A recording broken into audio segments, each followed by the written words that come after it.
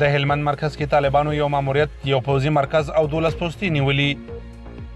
طالبانو د هلمند ولایت په مرکز کې د پرمختګ خبر ورکړی او ویل کېږي چې ګڼو کمنډویانو ته یې مرګ ژوبله اړولې ده. ځایي سرچینې وایي پرون تر ناوخته د هلمند مرکز لښکرګاه اړوند د 5مې 9مې حوزې د پیر سبز قلعه او مهاجرو په سیمو کې له عملیاتي قوې سره نښتې شوي دي. طالبان هم په سیمه کې پر عملیاتي قوې د بریدونو خبر ورکړی او وایي یو ماموریت، د پیر سبز مهمه قلعه او 12 پوستې نیولې دي.